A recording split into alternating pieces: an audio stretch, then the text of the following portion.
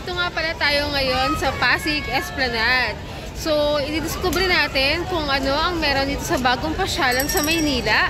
Ito nga pala ay part ng PBBM project or Pasig Bigyang Buhay Muli ni Pangulong Bongbong Marcos Jr.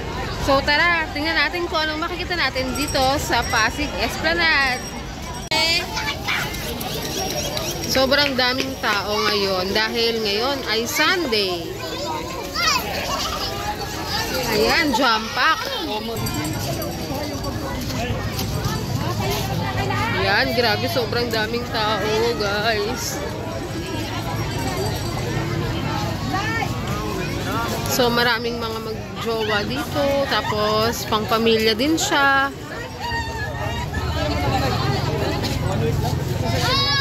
Ang ganda ng mga ilaw. Yung iba dyan is sculpture sila nung pandango sa ilaw. Itong mga ilaw na yan.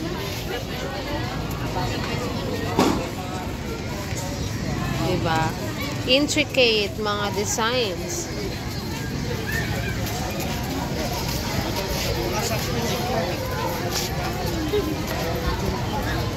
Ayan, merong mga nagpapandango. Tapos, merong mga magagandang ilaw. Lapitan natin.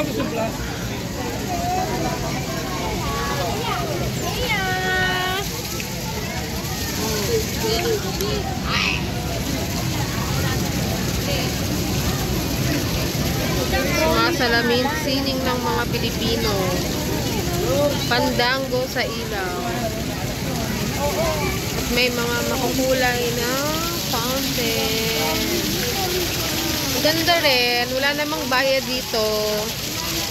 Libre lang siya. Magbabayad ka lang ng parking kung meron kang sakyan. Kung nakamotor ka, medyo madali. Bayad is 30 pesos. Kaya lang, kung may sasakyan ka, 4 wheels, ganon, di ko alam kung saan ang parking.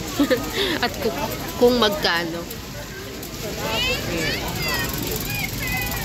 Dito kami ngayon sa Esplanade. Ayan. Ganda, no? Ganda rito pag gabi.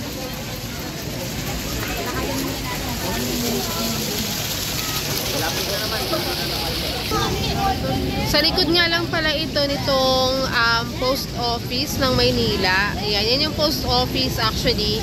Yan yung nasunog kamakailan lang. Pero i-rehabilitate daw nila yan.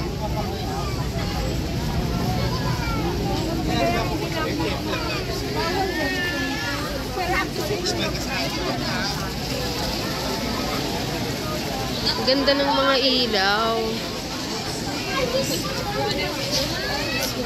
Baka hindi masyadong nabibigyan ng justice nung camera. Pero dito, maganda siyang tingnan sa mata.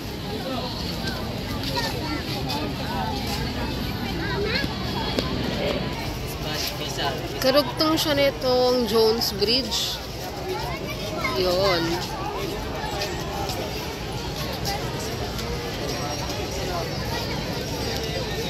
At ito yung Pasig River. So, bakit meron ditong ito ba ay stasyon ng ferry? Baka station to ng ferry.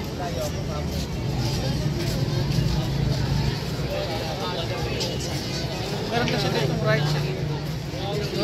Baka may gondola dito, ha? Oo, may umiikot lang siya. 154. Oh, talaga? Nandun yata yung Kahit gabi meron. Baka wala. Ayan yung Jones Bridge. Punta tayo doon. So, actually, nare-remind ako ng Dotonbori. medyo nare-remind ako ng Dotonbori sa Osaka. Kasi parang ganito rin yung vibe niya na merong river ba yun? Yung nasa gitna, hindi river yun, nasa Dotonbori para lang siyang kanal. Pero yung kanal kasi doon iba eh. Iba yung kanal dito sa Pilipinas, di ba? Malinis. Malinis kasi yung kanal doon. Tsaka alam ko meron ding ano doon, may mga parang boat ride din doon eh, sa Dotonbon. Pero ganito rin kasi siya, may tubig, tapos merong ganon, may mga bridge na ganyan, tapos maliwanag din, masarap maglakad kapag kagabi. So, medyo ganon yung vibe niya dito.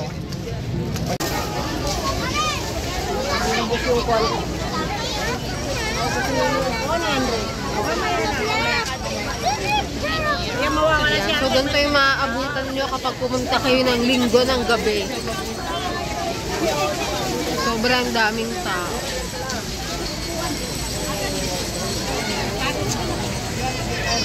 Punta tayo ngayon sa Jonesville. Okay. So, ito pa yung ibang mga ano, hindi pa nila nailalagay, mga ibang sculpture. Kasi linggo wala na yun. Hindi pa nalagay. Malapit lang dito, pwede araw-araw. Pero punta tayo muna sa Jones Bridge. Ganda, no? Isa pa. Ganda. Europe ba tayo? Nasa Europe tayo? Ganda. Oh.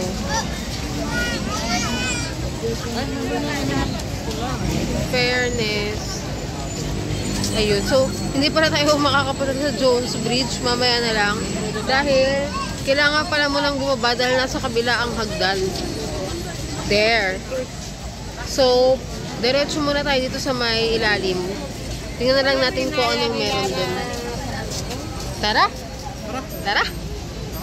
Tara?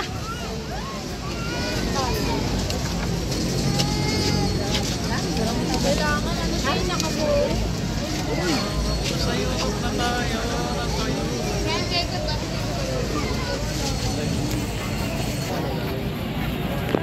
Ayun yung ferry. Merong Skolta Station. Ayun o. So, may ferry talaga na bumabiyahe dito. Dito pala yung Skolta Station. Ayan guys, sinum ko muna po.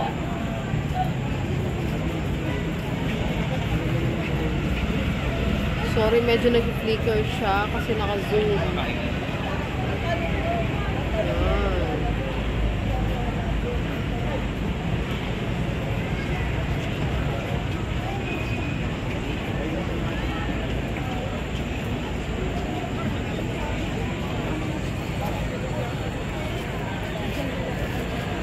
Ito yung pinagkagastusan ng bilyon.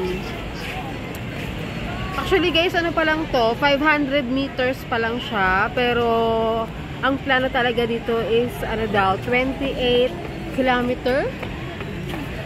28 kilometer on one side, then 28 kilometer on the other side. So, yun yung kabuuan ng project. At talagang malaking budget yung nilaan ng gobyerno para dito. Pero ayan, maganda naman siya. So, exciting kapag nakita na natin yung kabuuan ng proyekto pag natapos na. But for sure, napakatagal pa nun. Ito na siguro yung sa kabilang dari.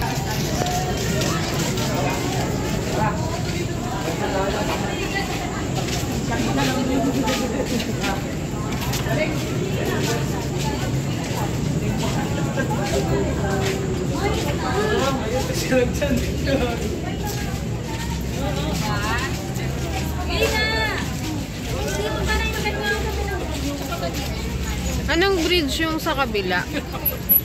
Ito ba yung ano? Quiapo? Bago? Si Silex? Hindi. Ay, excuse po. Ano yan, yung Intramuros Binondo Church. Ay, Church Bridge. Ah, gano'n. Naipon tawag.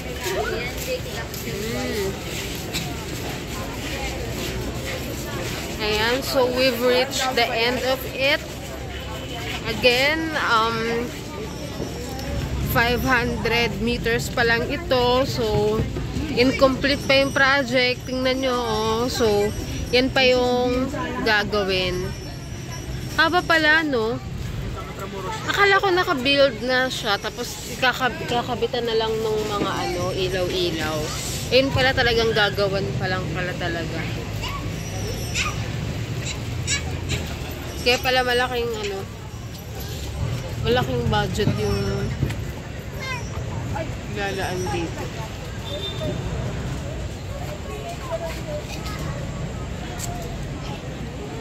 Tara, akit tayo sa Jones Bridge.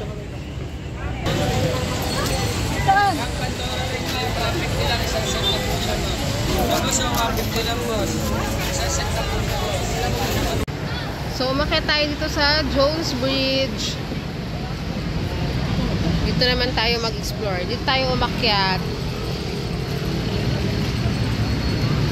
Yan.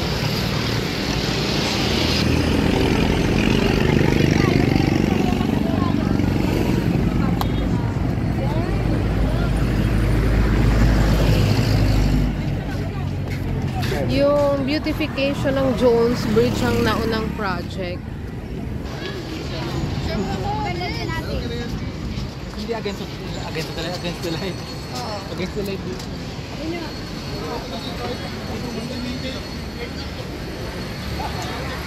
Wow, ganda.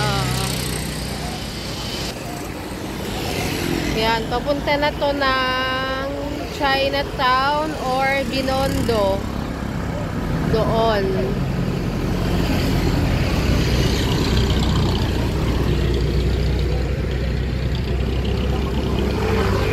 Ito yung Jones Bridge.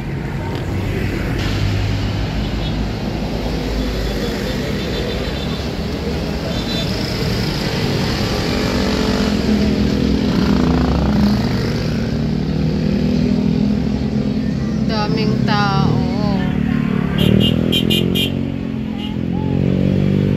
Ayun o, nakikita ko sila. Sunday kasi ngayon. Yung mga fountain, yung ilaw sa fountain, closed daw by 9 p.m. Tapos, siguro itong mga ilaw na to, baka naman hanggang bukas na to ng umaga.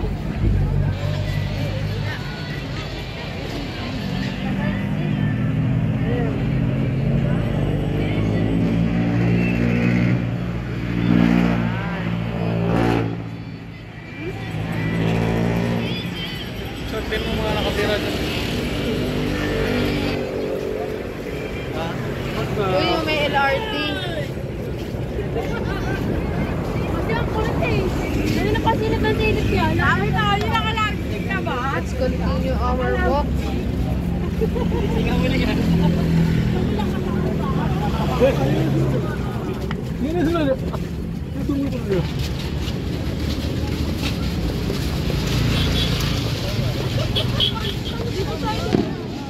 Ang ganda ng view, kaya lang may basura. So, para sa mga bibisita dito, sana tapunin nyo sa tamang tapunan ng ating mga basura para hindi naman masakit sa mata. Ginagastusan ng gobyerno ang pagpapaganda ng lugar at ng ilog. Tapos, merong mga ganito plastic. Anong posibleng mangyari dyan? Mahuhulog lang din yan dito sa ilog. So, sayang. Hindi yan naiisip ng iba nating mga kababayan na nagpupunta dito. Ito, yan. So, lahat kaya nito merong naiwang basura.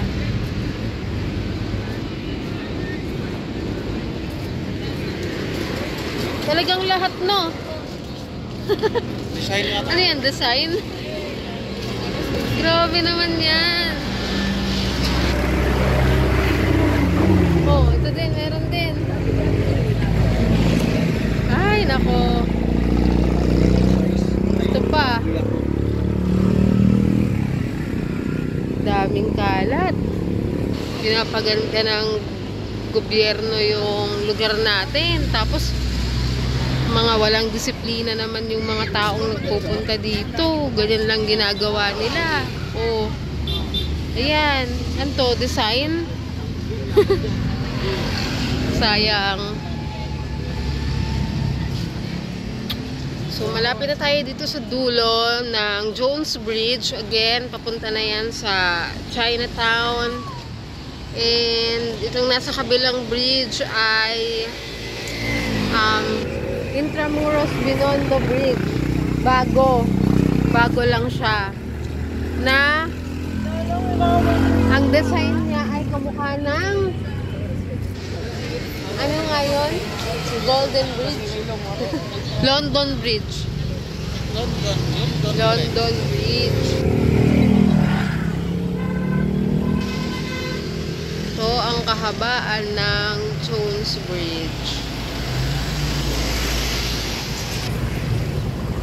Itong mga ilaw na to, this reminds me of Beauty and the Beast.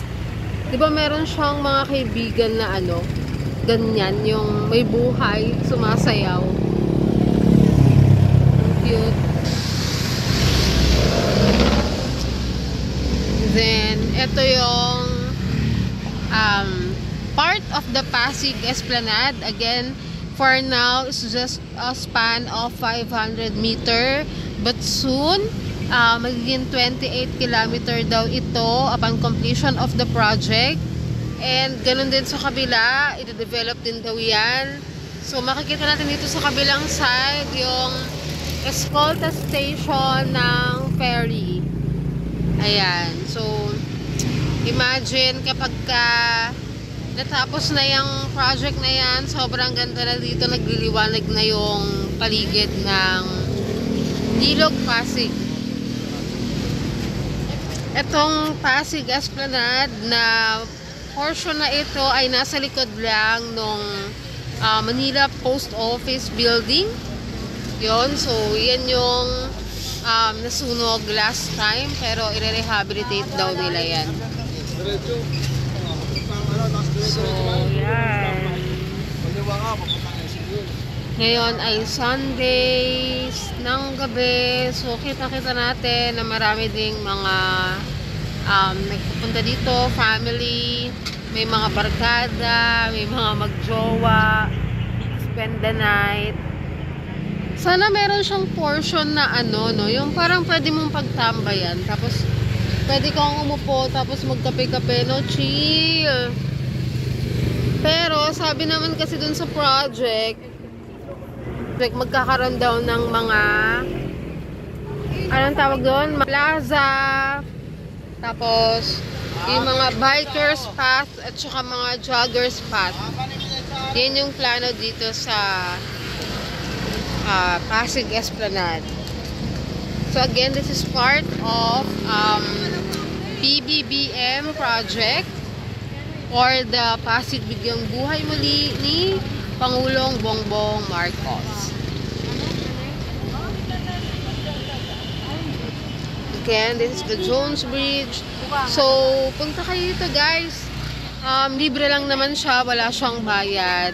Para din ma-experience nyo. Mas maganda siyang tingnan kapag talagang nandito ka. Pag dito sa camera, parang hindi masyadong mabigyan ng justice yung mga ilaw. Pero, ano naman, worth the visit naman siya. Then, later, explore nyo din yung other areas ng Maynila, dun sa kabilang side. Tingnan natin kung makakapunta pa tayo dun. So, yun na guys. End ko na ang video na ito. And kung nagustuhan nyo ang video na ito, please give me a thumbs up. And please subscribe to my channel. Share this with your friends and relatives na gusto ring makita ko anong merong bago dito sa Maynila. So, see you again on my next video. Bye guys!